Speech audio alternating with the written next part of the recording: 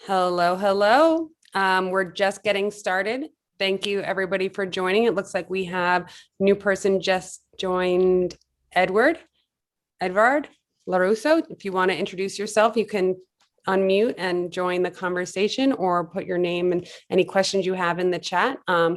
I'm Victoria Alexander. I'm the owner of Realty Collective, a company that started 16 years ago this summer.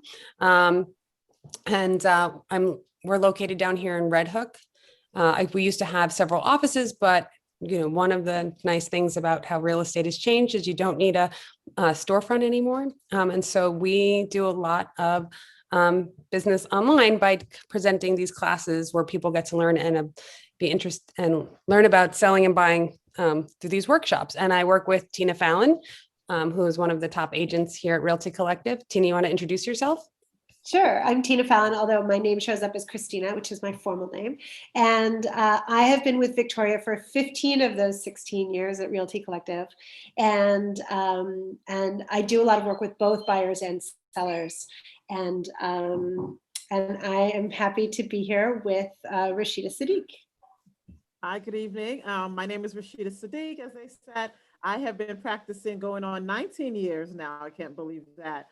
My main office is located downtown Brooklyn. I am licensed in both New York and New Jersey, and I represent lots of sellers over the years in their first time selling, second time selling, upgrades, all what you can think of. So I'm looking forward to participating and giving kind of the insight on what you need to prepare yourself even before you get into contract as a seller to make it a lot more easier on you when you're selling your property.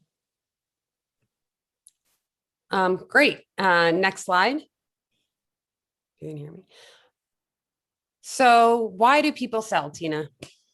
So lots of reasons to sell. One reason to sell is to upgrade to a larger place. So a lot of people are going through transition. Sometimes they're upgrading to a larger space. Sometimes they're downsizing. So the property that you've lived in doesn't serve you anymore. You need to move to something else. One reason to sell right now is because the market is very hot for certain property types. So you may have been waiting for the right moment to sell a townhouse in Park Slope. If you've been waiting, now's your moment. And then some people, sadly, although we are all like diehard New Yorkers, sometimes people do want to leave the city.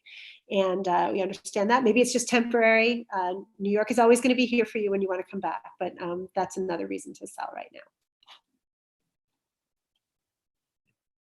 Great. And what are some of the things that we should be considering when we're thinking about selling? Are we into the next slide? Oh, we went to the next slide that said considerations. Meredith, next slide still? Well, it's funny. I think this is one of the things that has changed since we put together this slideshow. So the market has really altered in New York in just the past month or so. So two things that have had big impacts on why people might want to sell right now is that the encouraging vaccine news has both made people feel excited about living in New York again, and it is also it's given people a sort of heads up about a return to work and a return to school. So we are seeing families that have been outside of the city for the pandemic recognizing that they have to get back in. And so there's a sort of musical chairs moment that is happening right now. And some people need to buy. It's a great time to be selling because buyers have a certain, there's a real need there on the part of the buyers. There's also very low inventory in New York right now, the lowest we've seen in a long time. So that's a good reason to consider selling. And the other thing that is driving the market right now is that interest rates are going up, and for the first time in a while. And so we're seeing buyers feel really motivated to lock in at the low interest rates we've been seeing. So those are great considerations for why you might want to sell right now as opposed to 3 months ago or 3 months from now. Next slide. These are still some of them: outdoor space, school, multifamily, parking, COVID implications. Okay, Meredith, next slide, please. So I think that I quote sellers, 7 to 8% in closing costs. Rashidah, do you want to talk about how people calculate appreciation and potential closing costs? Well, we can talk about the appreciation. Do you want to talk about the closing cost?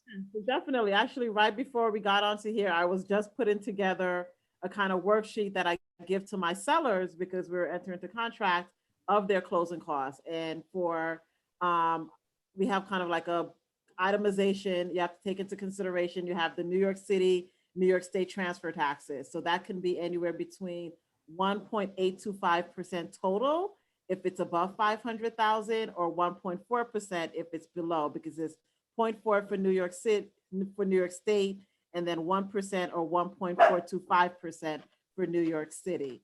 So it's a combination of that for just the transfer taxes. Then you have to take into consideration paying off your mortgage, title charges if you have any open real estate taxes, any open water, if you have a co-op, flip tax, so that can depend as well. Satisfaction of mortgage, condo co-op fees. And then also, people don't think about it, but also, capital gains. If you've lived there for quite some time, you do have an exemption if you've lived there for 2 out of the last 5 years and it was your primary residence. But if it's not, you have to also think about, potential capital gains that you may not pay at closing, but in the future. So I like to speak to clients about that. Think about what you originally bought the property at. What are you selling it for? Speak to your accountant so you can set aside that some of those funds that you're going to get if you have some capital gains that you have to take away. But generally, the main items for a seller: transfer taxes, real estate commission, legal fee, and paying off any mortgage and any miscellaneous co-op fee or condo fees. Great. And I have 2 deals right now where the sellers I'm representing the buyers, but the real estate brokers have told me that they've only held the property for 3 years. So they're actually, selling at a loss, but their lifestyle has just moved away from Brooklyn. Tina, how do we really get to that break-even horizon of calculating appreciation and the closing costs on both ends to make sure that you're, walking away with some asset? Right. So that really depends on, as Rashidah was saying, it depends on your particular situation. If you, paid cash for your property and you don't owe anything on your mortgage, there's a lot of different factors for every individual, and every individual sale and every individual purchase is its own thing. So we're giving a lot of sort of general ideas about what those factors might be. In every case, they're going to be specific to you and your needs. So, generally speaking, we like to have people hold their property for 5 years or more. It's just that's an easy number. By that time, you will most likely have accrued sufficient equity that you can cash out and not lose money. But the opportunity costs for purchasing and selling in New York City are really high. And we actually lose a lot of business. Victoria and I go on a lot of pitch meetings where we discourage people from selling their property. Long-term holds of property in New York City tend to be really good generators of wealth for people. But if you're just churning it and flipping it, you can lose money even though you sell for significantly more than you purchased.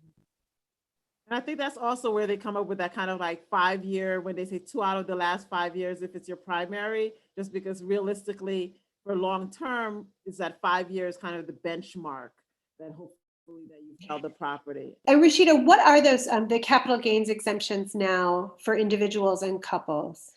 Yeah, it's 250,000 per individual and 500,000 for a couple. So literally still 250,000 each, but total of 500 for a couple, 250 for an individual. And it also, that's your profit. That's not what you just take out. That's your actual profit that is exempted. They don't take into consideration paying off your mortgage. So even if you're paying off your mortgage, and you're saying, well, I'm only walking away with 20,000 because I paid off my mortgage. No, that's still, they don't consider that.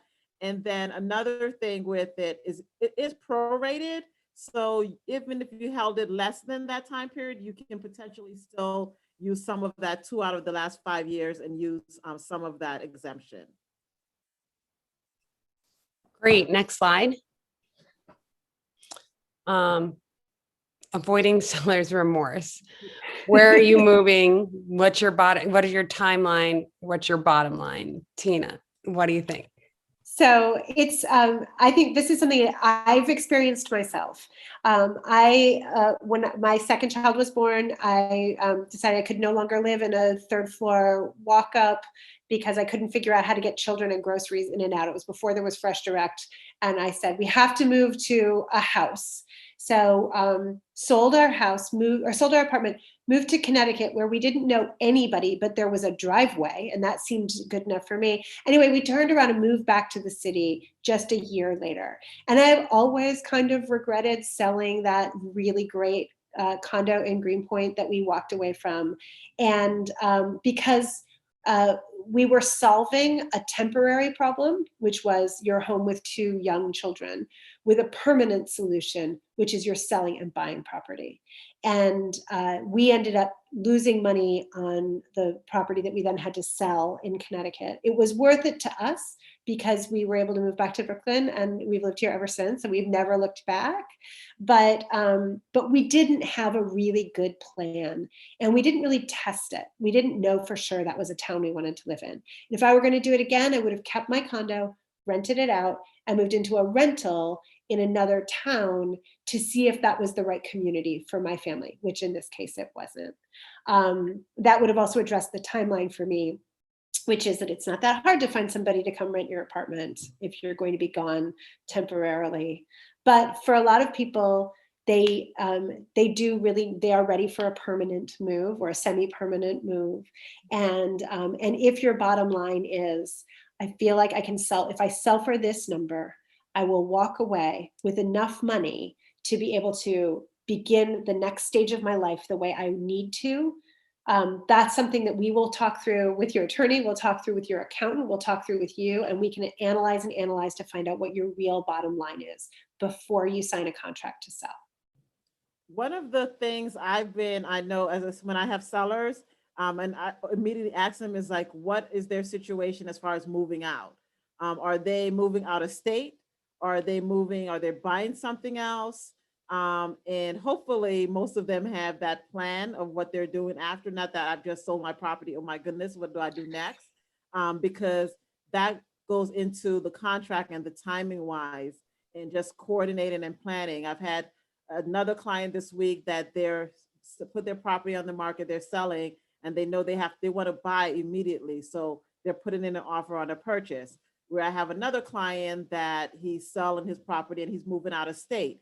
So he's purchasing his property out of state because typically your property has to be vacant on the day of your closing. So you have to plan for that. What are you doing after you sell?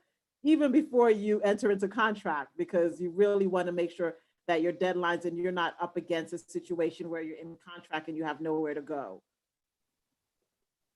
I always call it like the exit strategy. You really need to understand like all of the steps and like where you're going and what your next home looks like and how you get there before you even put the property on the market, because it's going to move really fast otherwise, and then you'll be scrambling to make those decisions, and already a stressful, overwhelming process could get even more complicated if you don't have that stuff worked out ahead of time. So smart advice from you guys. Okay, next slide, Meredith. So you've decided to sell. So next slide. Assemble your team. Who do you need? You definitely need 2 things, especially in this market. You need a real estate attorney that is familiar with your property type. So if you're selling a co-op condo in New York City, you want to make sure that they understand the complications that are associated with that. Co-ops are a lot more complicated than a 1 to 4 family home, honestly.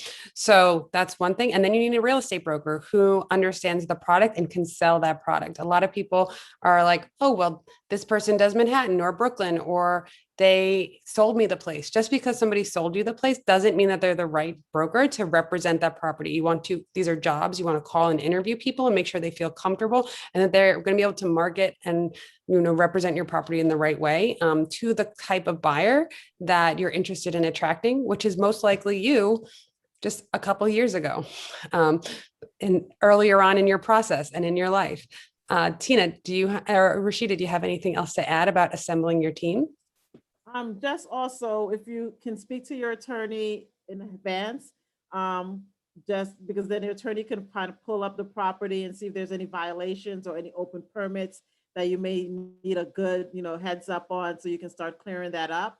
And also just getting some of your documents together, especially if you had the property for a while, you may have refinanced a couple of times. So you want to make sure that paperwork has been, the payoffs, the satisfactions are been properly recorded.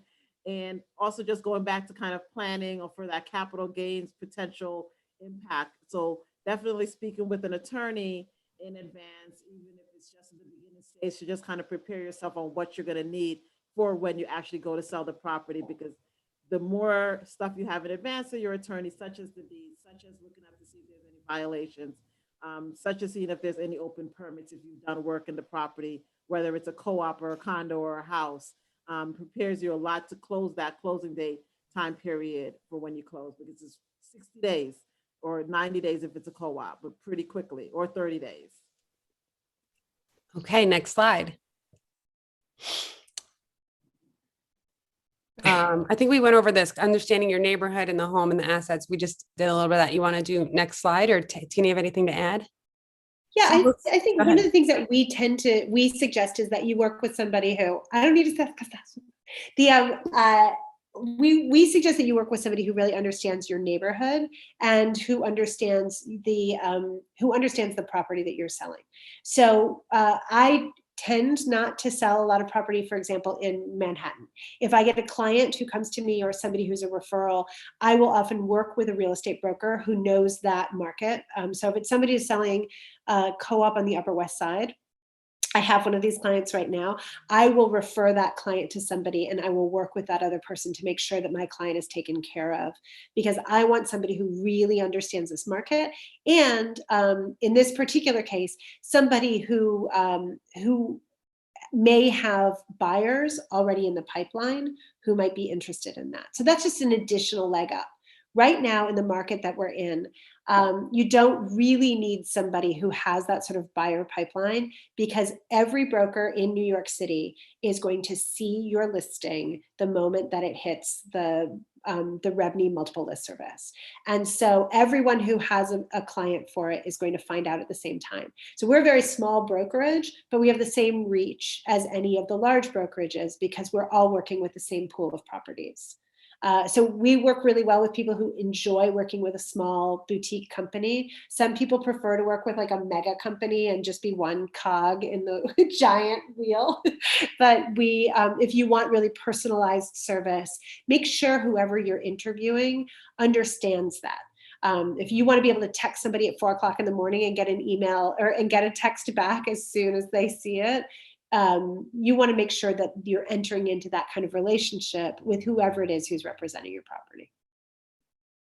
So anything more than to ask about soliciting buyers? Sure. So I'm happy to talk about soliciting buyers. So one of the things that we talk about is that your property needs to tell a consistent story from beginning to end. And working with an attorney early on, the story that you don't want your property to tell is that it's problematic or troubled in any way. So that's one of the reasons why, if there are violations that you may not know about any of these things, you want to get all of that cleared up ahead of time. Additionally, you want to make sure you're addressing any kind of material defects that may be happening in the property. And you address that in one of two ways. Either you fix them or you factor that into your purchase. But regardless, whatever it is that you're doing, what we really work with our buyers or our sellers to make sure we're doing is that the property is telling one consistent story from beginning to end. Because any little hitch in that is going to distract a buyer from the end goal, which is a kind of as seamless as possible transfer of this property to the highest and most qualified bidder. Agreed. Next slide, please. Oh, there's that. Oh, wait, we did all that. A note on staging, though. Staging, we should talk about that. Staging is something that we do that I know other brokers sometimes also offer. I would really discourage people from virtual staging. I think that it really messes with people's expectations of what they expect the property to be like when they show up to it. And then when you show up and it's empty, it creates in most people a sense of disappointment, and that's just not what you want to be leading with when you're trying to sell property in this moment. If you have created a lifestyle and an idealized lifestyle for most people, you want people to show up and their expectations to be fulfilled. So that's why we do staging in-house at no cost to our sellers. It just makes it really easy for them to offer it within our commission, so there's no out-of-pocket expenses. And I know that sometimes we do painting and touch up, and that's all things in part of the services that we offer. Some of those things are not included in our commission, but definitely the staging for most deals, as long as we're not negotiating down also on the commission rate, we include. You want to make sure that you're selling a certain story to people, and staging is a huge part of that, especially if you have an empty apartment. If you don't have an empty apartment, fluff some pillows, get some art, let's hide all your cat things. We work with you to make sure that you're representing the best presentation of your home when we hit the market, when we do the photos. Next. One of the things we're seeing in this market right now for buyers is that buyers are paying over asking price for beautifully staged properties, and they are hesitant to purchase something that has maybe purple walls or old out-of-date furniture or looks a little cluttered. And more so than at any time that we've been doing this work, investing in that staging is going to yield you significantly more than the cost of doing it, especially if you work with us where the cost is nothing. But if it means moving some of your furniture and your possessions out of your home prior to listing it, you're going to be moving anyway. Box that stuff up. You can put it into temporary storage. There's a lot of different ways that you can store things anyway. It's just you're doing the first part of your move before you sell, and it is really going to pay off dividends. I wish people had more imagination. They just don't. Oh, poor lackluster imagination people. Considering offers. So Rashidah, do you have anything saying, like when there's multiple offers in, is there some guidance from the legal side of things on what you should be looking for when we're considering offers? I know that all cash is like something that we all understand as being the least risky. Can you go through any other considerations? So, definitely mortgage, how much mortgage are they putting down? Are they, how much, if it's a co-op, definitely how much cash reserve do they have? Are they, what kind of, are they using most of their savings? So typically, obviously cash, all cash is kind of what they say, king or queen. But sometimes even with the co-op, that's not always the best. Sometimes co-ops are like, well, we rather have a mortgage because then it shows that they're able to, continually pay this. But for a house or a condo, all cash is always a kind of king or queen. But if you're getting in multiple offers with a mortgage contingency, then the more money they have to put down, potentially the risk of them getting denied for the mortgage is a lot less. We've had situations where there've been kind of like appraisal contingencies in there because it's over, asking or a lot over asking. So we've had where they say, okay, well, we'll take out the appraisal contingency. As the seller says, take out the appraisal contingency, but we'll at least give you some type of a floor, understanding that you did overbid, but because you still want to offer it to work out.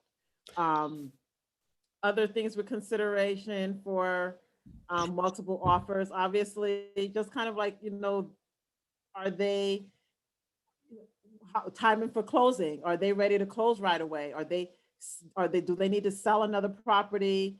Your buyers, do they need to sell something? So it's kind of like a domino effect. Are they looking to close right away? Or if you need a longer time period to close, are they willing to wait longer for you to close? So that's always kind of like an outside thing other than just your standard, okay, I'm getting the best offer. Closing. What time periods are you looking at as well? Flexibility. Two questions that always come up with that I get from seller situations is one about if they can stay in the home after they sell for a certain amount of time. And I know lawyers always try to not let that happen. And then the other thing is talking about sellers credits, or seller concession. And buyers don't really understand that. I'm trying to encourage some buyers now to ask for it, especially when there's,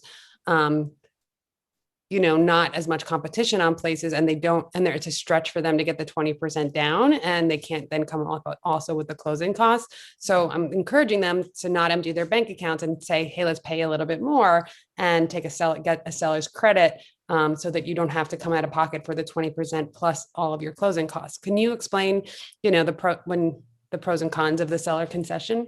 Yeah, so there's kind of there's a seller's concession and there's the seller's credit. So seller's concession is kind of this, I hate saying it's a concession because in essence, the buyer is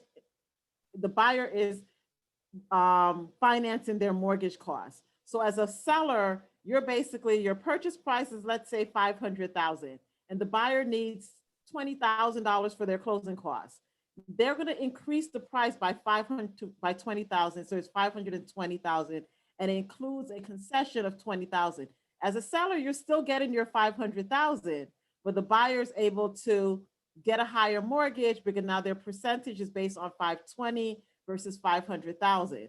Now it does have to appraise for that amount, and banks only allow a concession up to a certain amount, and it can only be applied to your closing costs. So there's a bunch of other kind of like things to take into consideration that you're not going above that. When there's also credits that if there's a repair credit, you're really giving them a credit, so they're not increasing the amount over that. Sorry, I have my little baby today. So that's kind of the two. And with the concession as a seller, the main concern is whether it's going to appraise with that concession.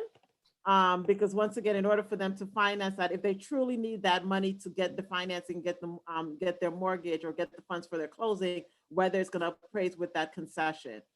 As a credit, there's repair credits that you can give. If you don't want to fix an item, say, hey, there's, the stove, the boiler is about to, they do their inspection and the boiler is about to, in this last couple of years, we'll give you a $2,000 credit at closing. On the contract, it may say a closing cost credit, but really it's for a repair. That's not considered a concession. That's just a straight credit. Just a straight credit. Tina, you were going to say something? Yeah, just about those is that if this is again a reason to talk this through with your agent and your attorney ahead of time. If there's something that you don't want to, something that is coming that you don't want to fix or you don't want to pay for, it's really important to disclose that ahead of time, and then the agents can have that discussion between themselves while they're negotiating the offer, so that by the time we send deal sheets to your attorney, we have already sorted through with our clients how we're going to be handling that situation that we know is going to arise during an inspection. It's all going to come out eventually. You shouldn't just be banking on the fact that an inspector is going to miss something. You should know ahead of time, have an understanding of what the repair is going to cost. If you don't want to do that repair yourself, just be prepared to offer a concession, a credit, or reduce your sale price accordingly. Great. Next slide, Meredith. Always counter, right? Always counter. Always counter. Even if it's the full asking back, you always counter. Always take the first offer seriously. I know it feels like, oh my God, it's been 5 minutes. The property was on. We're gonna get so many other offers, but really the first offer is probably your buyer. I would say 70 to 80% of the time. Tina, do you agree? Yeah, I think, we're seeing it. It's a pretty hot market right now. So there may be some people who are sort of almost tied for first. But the people who are coming in with the first buyer are going to be the most prepared. They're the ones who've been looking and waiting for this property. And in a lot of cases, they're people who've been outbid on other homes. They know what the market is. They know the value of your home, and they're willing to go up to or above that number in order to just be done with the process of being a buyer, which is no fun. It's just no fun to be a buyer. So that's why we always say take it very seriously and counter it. Some people just want to do the dance. They want to see if they could get it for $75,000 below the asking price. And rather than be insulted by that, understand that every buyer is going to have their own process. And what really matters is where we end up at the end of the process. Don't worry about what kind of dance they want to do. Give them a counter offer, even if you feel insulted by the number or the terms that they originally offered. And what COVID terms could we put in a contract, Rashidah? I know that, we all have financing contingency in a normal contract, but is there anything that people are doing for COVID in nowadays? I mean, now it's kind of, we're tailoring it a little bit less now because everybody's it's a year later and we've kind of adjusted with closings and adjusted with how we are able to make things work as far as timing wise. But we still have what we call as a COVID-19 clause in there that if you go into a situation that where you're in lockdown and you can't really have move-ins or move-outs or the banks are delayed because the appraisals can't go to the property, et cetera, that we have a toll of the time periods. So it kind of like stops the time period until a certain time has passed, and then no later than 60 days. So you're not in contract indefinitely. But that kind of stops because you remember your contract is going to have closing date time periods and mortgage contingency time periods. However, if you're in a situation where everything's kind of on lockdown, you really can't do anything. So for both parties, you want to have some wiggle room. And so we have what we call as a COVID-19 clause as far as tolling of the time periods or parties, basically, if they're not able to move in or move out, that also it won't stop and it won't happen until after that's allowed again. So that's been one of the main. And another kind of, it's not in the contracts as much, but just kind of logistically how we're working out is remote closings or semi-remote closings. So that's allowed where wires are being done. You can close in escrow a lot more. It's a lot more time consuming, but it is possible. Great. Next slide. Current deed or stock lease, getting your documents together. This is what's happening in one of my deals right now is that we put in an offer and the other broker can't send me the offering plan or the board application or any of the due diligence materials ahead of time. And I think it's super important that you get your ducks in a row before you hit market so that when you have an interested buyer, that you're not delaying by having to then go to the management and everybody else to get all this material. And that's why I think you said, Rashidah, like it's so important to talk to your lawyer before you hit the market to make sure you don't have any violations or other things with the property. Anything you want to add to that? Yeah, definitely. I mean, I can't reiterate that as a seller 100% because I've had so many situations as an attorney. I like to look up the property just to see if there's any violations, just to see if there's anything that's going to potentially come up in the contract or delay your closing. And also, if you have a stock certificate or it's a co-op, do you have it? Does your bank have it? Because that delays. So whatever kind of ownership documents that you have, even if it's not the original, if it's a copy, because your bank has the originals, or your attorney can look up your deed, your attorney can look up the property for violations. If you have your owner's policy, if it's a house or a condo, so documents that you have from when you originally purchased it, you didn't throw it away, hopefully. You still have it somewhere in a corner that you haven't looked at in the last, 5, 7, 10 years. Get that together so you can either scan it or mail it to your attorney. And especially for a co-op and a condo, those due diligence, the offering plan financials, get that from the management company because that really holds up your closing as a seller. Getting into contract. If you are still waiting a week to get an offering plan because your management company is slow and you didn't have a copy and now you have to pay $150 and they only take checks. So all of this you have, a buyer can walk away. So as a seller, the more prepared you are, the better it is. Yeah, that's something that we always say is that the biggest deal killer, we say this, Rashidah, you may not, but the biggest deal killer really is time. Because just because you've accepted an offer doesn't mean that client, that buyer can't just walk away and buy something else with no penalties whatsoever until after they've signed the contract. So you're giving them time to get cold feet. You're giving them time to worry that, oh, if we don't have this document, maybe that means that everything else isn't really in order. And you're giving them time to go see and potentially make offers on other properties that are coming on the market. So having all of this ready ahead of time, speeding up and reducing that initial due diligence period before the contract signing is of real value to you as a seller.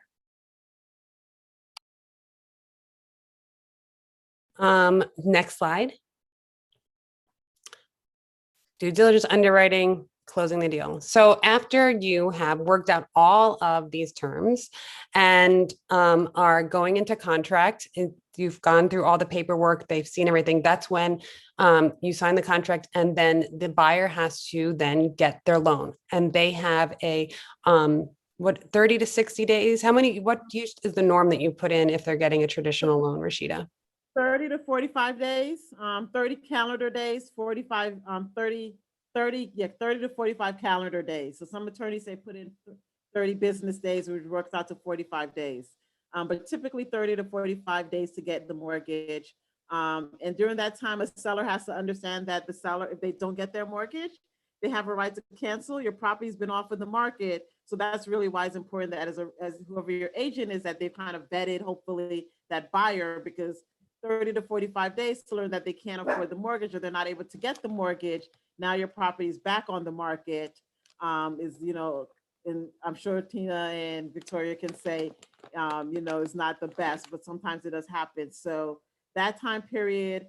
And then for closings, especially if you're moving out of state or you're getting your attorney power of attorney, what's going to happen for the closing dates, so kind of getting those type of things lined up as we get to the closing date. And then so it takes most of their time then to assemble all of their paperwork for the loan. But then if they're doing a co-op, they also have to get their board package in. And, the minute we sign the contract, I'm meeting with my clients to go over with them the board package and application and what paperwork we need and how we're going to assemble it, and giving them examples of reference letters so that they can get approved as soon as we get the commitment letter. Most co-ops want you to submit the commitment letter from the bank with your co-op application. And your lawyer is going to advise not to submit your co-op application without your commitment letter. So we're waiting on the bank, but we want to have that co-op application ready to submit right away. And then they get submitted to the management and the board, and they review everything. And then they schedule an interview and interview the applicants, and they have to get approved there because they have something called right of first refusal. They do in a condo too, right, Rashidah, sometimes? Yeah, for a condo, you have the right of first refusal where you have to either sell the unit to your buyer or sell the unit to your condo. So either way, you're selling your unit. For a co-op, you have the co-op board approval. I don't know what your take on this, Victoria, Tina. Sometimes it comes up like the seller is in contract. Like how can they, if they have a relationship with somebody on the board or with the management company, excuse me, to kind of hopefully get them to put a little bit of pressure, but not, excuse me. Wait, I'll pick it up while Rashidah said, yes, we definitely want to make sure that you as a seller are in contact with your board president. Sometimes it means being in contact with the management company. If you're in a small self-managed building, sometimes it's just knocking on your neighbor's door and saying, hey, have you had a chance to review those documents? So we do a kind of a kitchen sink approach to make sure we're keeping pressure on everybody. It's very easy for things to fall through the cracks, especially when everybody's incredibly busy. You send somebody an email, they forget to check it. So you really want to be checking basically at the end or at the beginning of every business day to make sure that whatever step needs to be taken is in progress and the people who need their eyes on it are paying attention and moving it along. Because it's very easy for one person or one party to just kind of to derail a process, and there can be a lot of confusion. And particularly right now when we have really sensitive buyers who have rate locks that might be expiring. I have one of these right now. A slowdown on the part of the board or the part of the management company can be incredibly discouraging and not a great way to start a relationship. But Rashidah, if my client's rate lock is expiring, does your seller have to compensate me? So the contract has certain time periods. So remember I talked about those deadlines, and in New York, you have an on or about time period to close. And then also especially for a co-op, it has that if the board doesn't give an approval within 30 business days after the anticipated closing date, which is in your contract, if the buyer isn't able to extend their rate or it costs them to extend their rate, they have a right to cancel the contract. So after that 30 business day period, if your buyer's rate is going to expire and your co-op hasn't given that approval, they technically can say, hey, I'm going to walk away from this unless you pay to extend my rate. Now, it's not done a lot, but there is that provision in the contract of sale regarding that 30 business days, especially that's more particular for co-op. For a house or a condo, there isn't that provision because really the holdup is there really isn't that much. The main kind of holdups will be on the buyer's end as far as getting the mortgage, and hopefully with the seller, you're ready to close. But on or about means if 30-day grace period as a seller, if you don't close, there's a time of essence notice that the buyer can serve on you. And if you don't close within that time of essence, they can say, hey, we're going to cancel the contract and take back our down payment unless you pay for extending our fees. But remember, it has to go past these 30-day grace periods, et cetera. Next slide.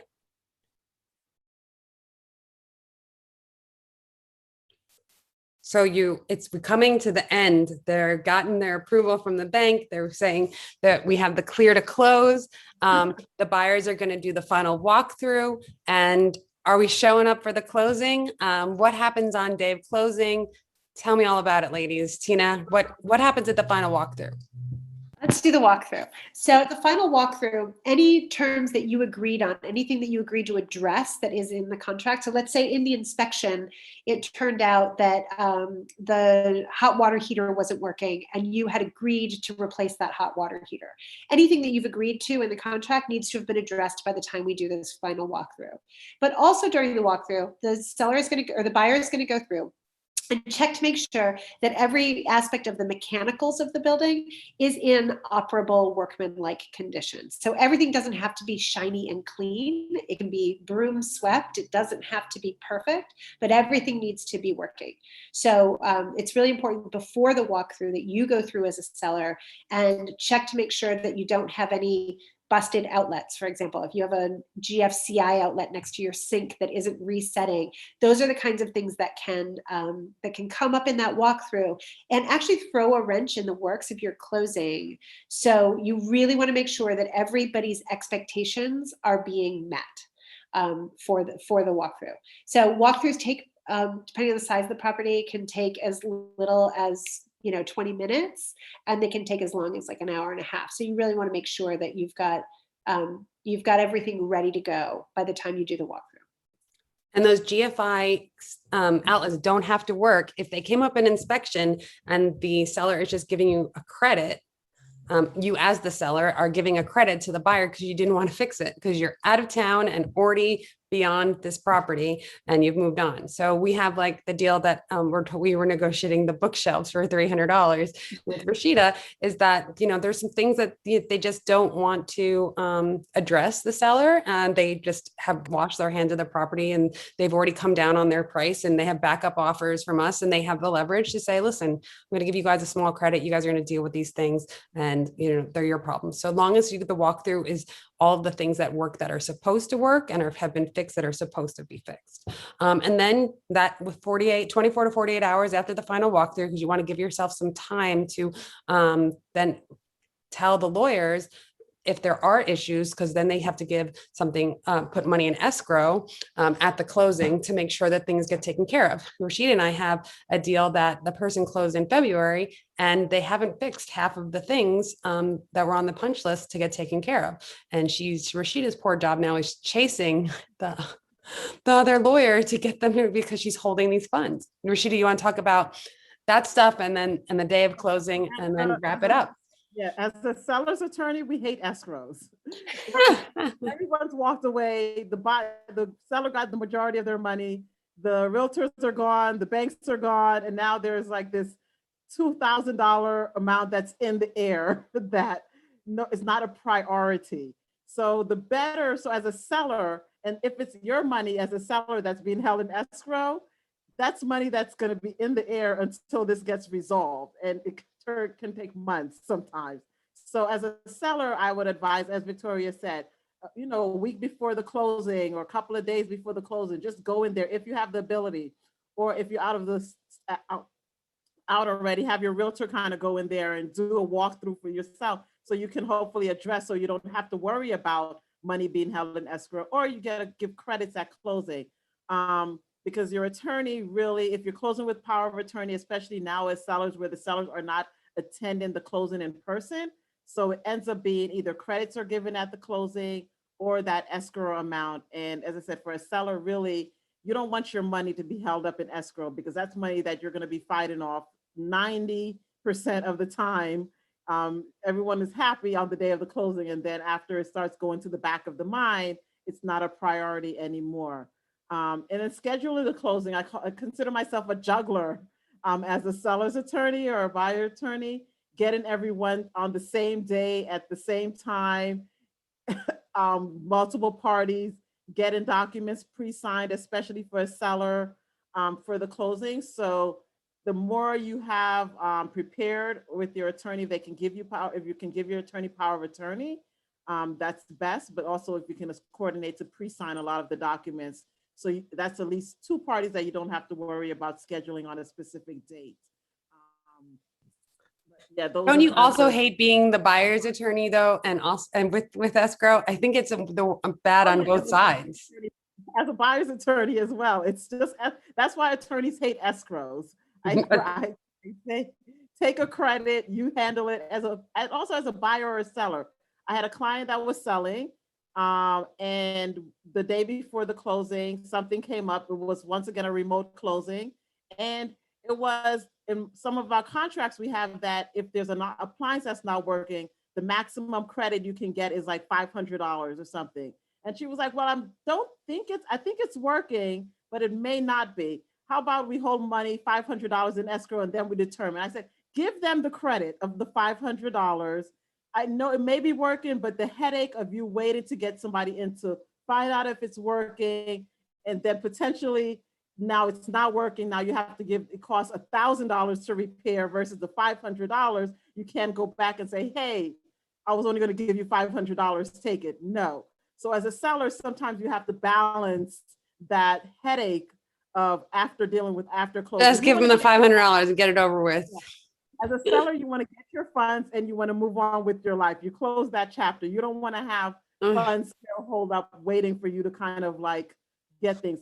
That's the frustrating thing about this new construction and these punch lists, that getting the developers to do the work is just, that's been really frustrating, because I feel bad as the broker, like not being able to deliver for my client, like the shiny brand new place that she expected, and there's things broken. It's just, I feel responsible and my hands are tied. I'm like powerless. And so are you. You're just gonna be like, so is it done? You have to continue getting them. Yeah, it's so hard with, especially with, I mean, with new construction, it's hard because they really typically don't even hold money in escrow for new construction. It's very rare, but it's just, you have to have that punch list which survives closing. As a seller, as a sponsor, which would be the seller, they rarely put money in escrow for anything. It's just that punch list item survives it because they have to answer to the attorney general, but even still, it's still a process of pulling teeth. Yeah.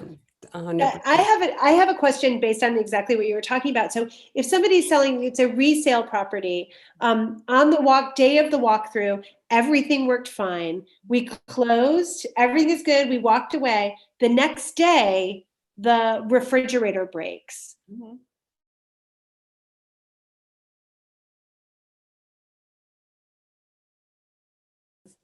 Tina's frozen. Tina, you're frozen. Unfreeze yourself. There you go. Once you get those funds on the day of the closing, you turn over your keys. It now becomes the buyer's responsibility. The appliance can break 3 hours later. It's their responsibility. They have insurance, hopefully, et cetera. But as a seller, you don't want to be in a situation where as I said, you have money in escrow because now you put it in escrow regarding the refrigerator, but now all of a sudden the dishwasher isn't working and they want to tie it into that. But it's kind of buyers, you get your keys as a buyer, you're now the owner of the property. As a seller, you turn over the keys, you get your funds, you're no longer on the hook. As long as you didn't materially misrepresent, so you didn't commit fraud. Because remember, you're dealing with a contract of sale. So all contract terms don't survive unless specifically states that, unless it's fraud. And hopefully you're not considered. Nobody here should be. So as a participating in general rule, fraud. don't commit fraud. Don't commit fraud, guys. Don't commit fraud. I know there's a couple people here, and I know we put it in the chat that you can ask questions, but so if you don't feel comfortable taking yourself off mute, you can just go ahead and join the conversation and ask some questions, or you can put, yes, we will be sending out the recording. I love that there was a question for that. But you can also just take yourself off mute and ask questions or put them in the chat. And we'd love to hear what any of you guys are thinking about for selling your property. Anybody? Right. Does anybody want to tell us what, where they're at in this, like what stage you're in? It doesn't imply a relationship with us in any way. It doesn't mean we'll be selling your property, but does anybody want to, is there something else in the chat? No, just Meredith saying yes. Thank you. Yeah. Are we sending out the recording? So the person that wants the recording's already signed off. So Got it. we'll get Esther, we'll get you your question, your recording after this. Denise or Antoinette, anybody want to ask any questions? Or else thank you guys so much for joining. It was really great to talk through the process. It's always great to talk through with Rashidah and Tina, all the things that we face on a daily being in the real estate industry. So we really appreciate you guys joining and participating. And if you have any questions, just reach out to us. We're happy to, give you free advice as much as we can. And I hope we didn't make it seem like too much of a chore. We do. It's also really an exciting time and for people to be selling, and it's a really transformative time in people's lives. And it's really great for us to get to be around with you as you go through those changes. And I always make the joke to my seller clients. I'm like, this is the good part. Your job is to collect checks at the end of the day. So you maybe have like a couple of minutes of signing some documents, and then you get your big checks at the end. So happy face, hopefully, as a seller. That's true. The checks are varied. I'll take some checks, definitely. Well, thank you guys so much. This was a really great class today. And I hope that you guys join us and reach out to us in the future. We look forward to talking to everybody soon.